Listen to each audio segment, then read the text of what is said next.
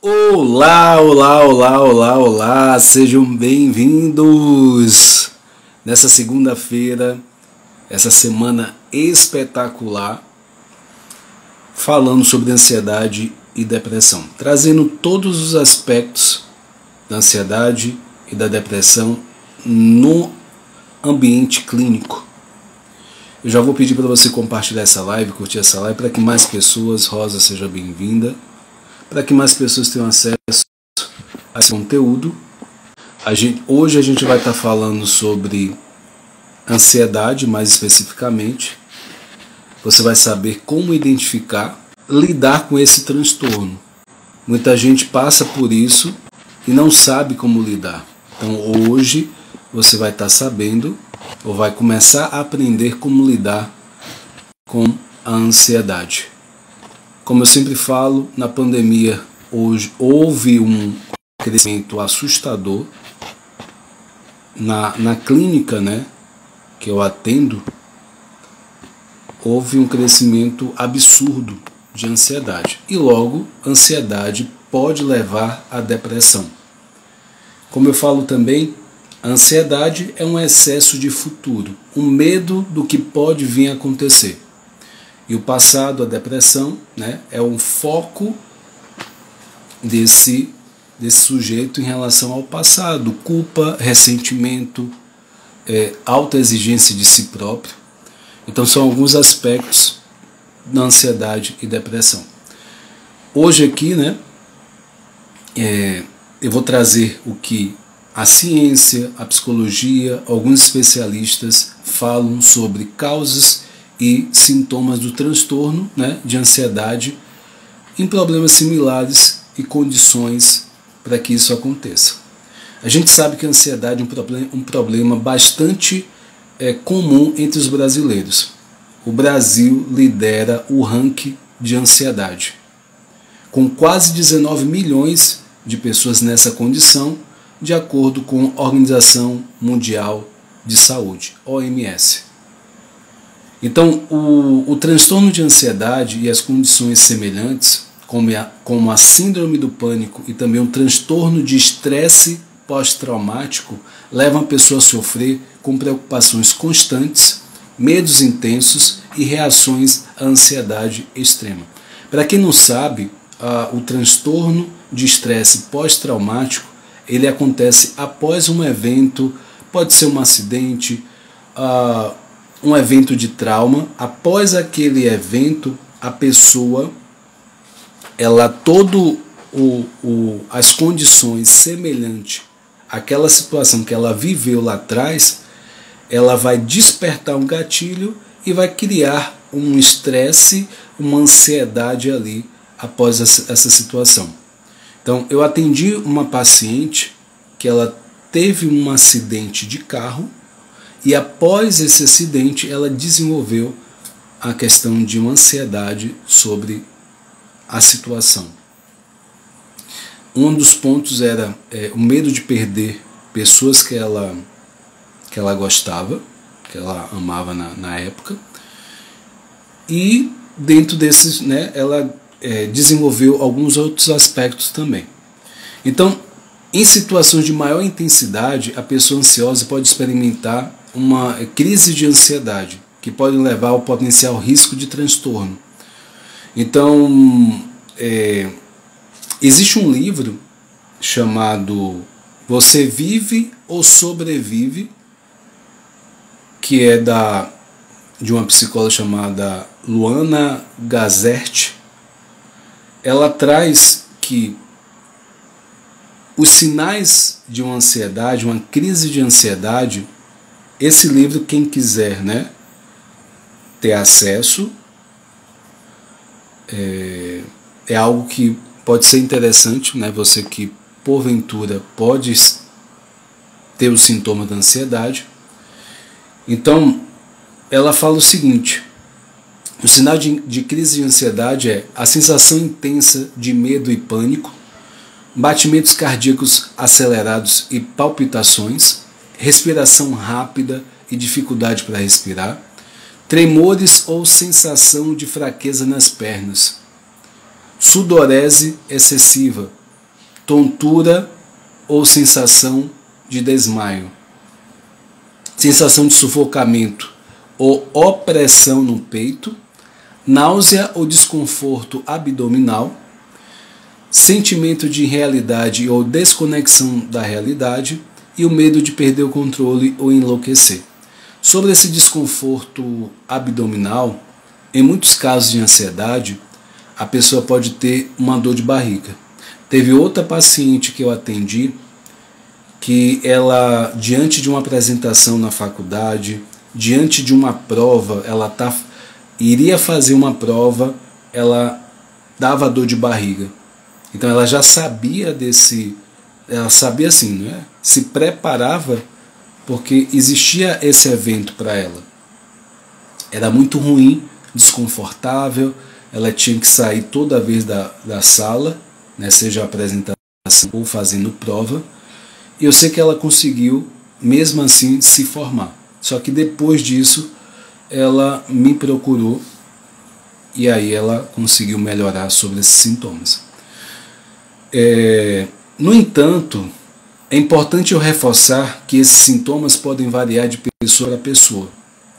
Diante desses sinais que eu acabei de falar, é importante procurar um médico, né, um profissional de saúde, para fazer um diagnóstico adequado e sugerir opções de tratamento. Então, se ele constatar que não tem nenhuma questão de saúde física,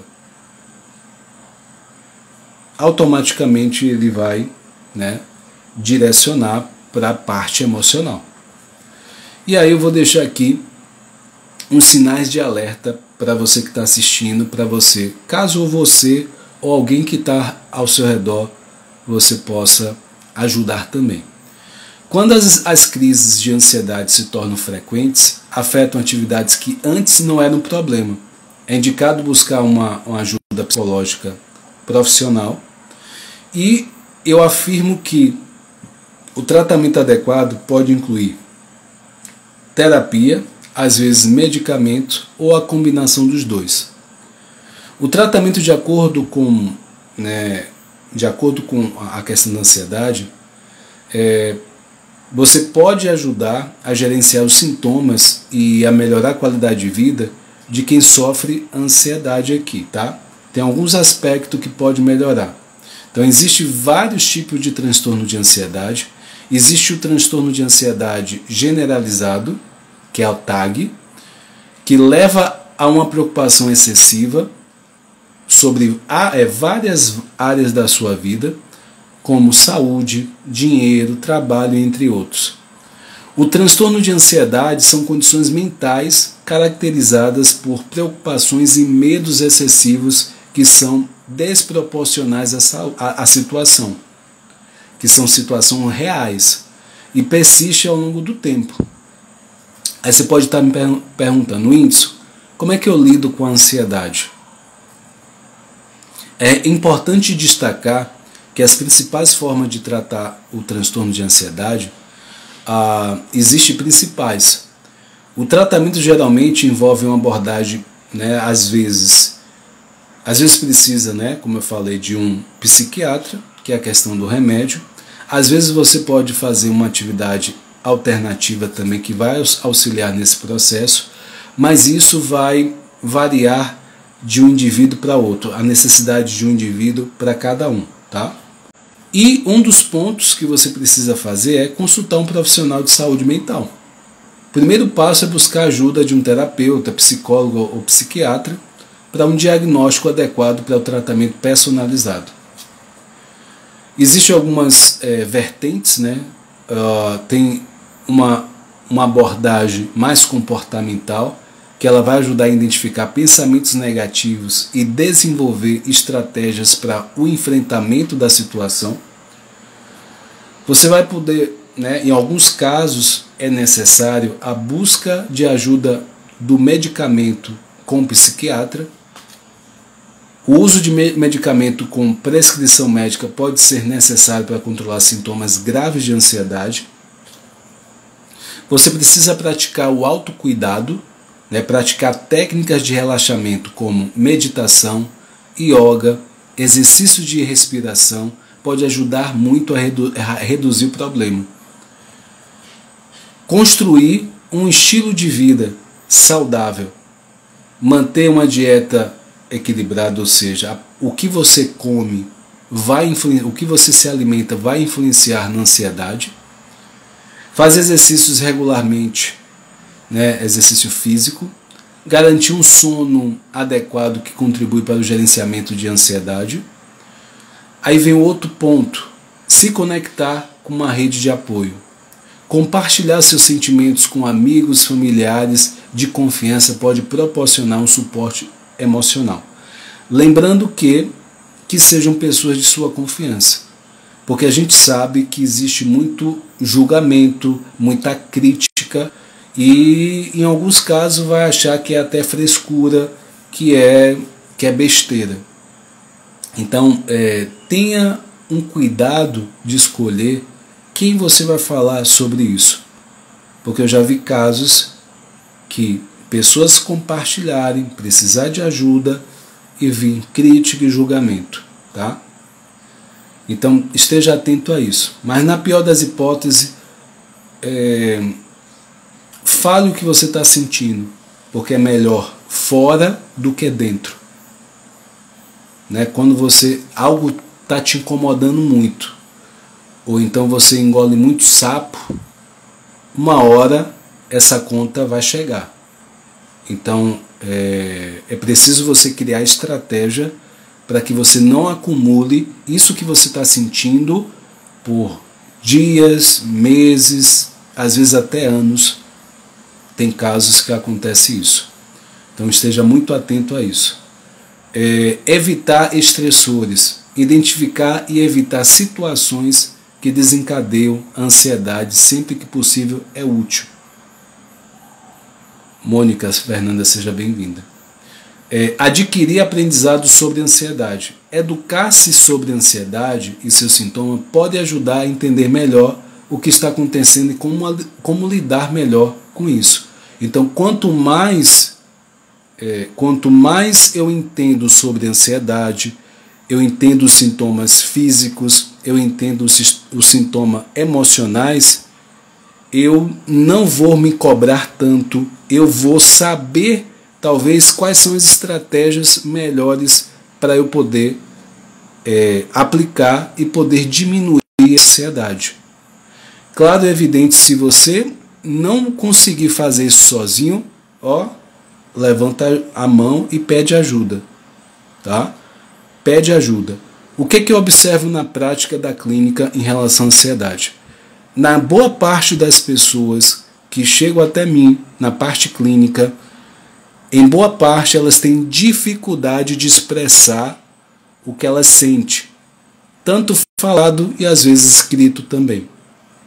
Mas é algo treinável, tá?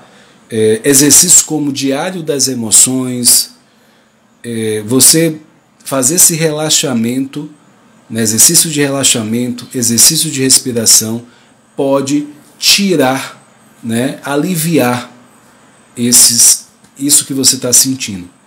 Como você não consegue, uma pessoa que está com um processo de ansiedade não consegue expressar isso, ela somatiza no corpo. Então vai ter tremor, né, às vezes na mão, né, vai ter sudorese, vai ter às vezes palpitação do coração. Então tudo isso, aquilo que não é expresso, somatiza no corpo e ali através do corpo é expressado de alguma forma. Entenda que toda essa emoção ela está acumulada aí. Então é preciso elaborar, né? Dentro da psicologia a gente fala elaborar, quer dizer o quê? Você entender, expressar. À medida que você vai expressando, você vai percebendo o que está acontecendo com você, o que está acontecendo em relação à situação. Aí a Fernanda está perguntando, o que é que tem técnica para desacelerar os pensamentos? Tem. Uma delas é a respiração, algo muito simples. tire pelo menos 5 minutos do seu dia, tá? E inspire, ó, 4 segundos, segura 2 e solta o ar. Faça esse processo 5 a 10 vezes o ciclo.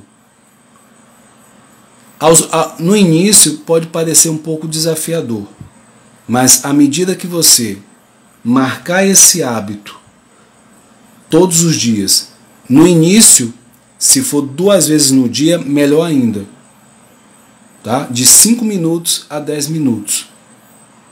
Uma outra coisa que você pode fazer é meditação. Uma outra coisa que é bem desafiador para quem está com um processo de aceleração de pensamento. Mas é aquela coisa. No início é muito incômodo, mas gradativamente o seu corpo vai se acostumar. Tudo é hábito, tá? Dentro da mentoria de inteligência emocional, né, as pessoas que participam, eu trago ferramentas, eu trago técnicas e nos atendimentos também, para que a pessoa vá construindo isso, né, esse hábito, tá? O importante é não desistir, é continuar apesar do incômodo, apesar, né, de não estar conseguindo ainda. E geralmente esse acelerar de pensamento acontece com maior frequência antes de dormir. Então uma das coisas também que você precisa estar atento é a questão do uso de celular, de tecnologia, porque a sua mente fica acelerada também. Então 30 minutos antes ou 1 hora antes, você se desconecta de celular, e se você precisar, coloca até uma música mais relaxante, busca no YouTube, tem bastante música relaxante, de meditação, em relação à ansiedade, minimizar, você vai encontrar, tá?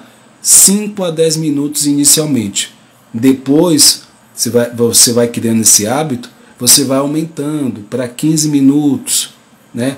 A cada dia, 3 vezes na semana, 5 vezes, aí você vai aumentando gradativamente, tá? Qualquer dúvida que você tiver em relação a isso, é só deixar aqui nos comentários desse vídeo ou mandar mensagem no direct, tá? E se você está vendo esse vídeo no YouTube, da mesma forma, você pode estar me buscando para mais orientações. O meu papel, a minha missão é compartilhar o máximo de conhecimento, porque tem muita gente sofrendo disso. Se tivesse um mínimo de conhecimento, talvez boa parte desse sofrimento seria minimizado ou até o acabar. Eu costumo dizer que a dor, né, ela é inevitável, mas o prolongamento da dor é sofrimento. E em muitos casos a gente sofre pela falta de conhecimento, pela ignorância do conhecimento. E aqui, quando eu faço uma live como essa, eu estou trazendo, né, mesmo em pouco tempo aqui, o conhecimento que talvez seja importante, seja o fundamental para você. Então, o meu papel é esse. Qualquer dúvida que tiver, é só me chamar aqui, tá? Beijo no coração de vocês, fica com Deus e boa semana, uma semana abençoada para cada um de vocês. Tchau, tchau.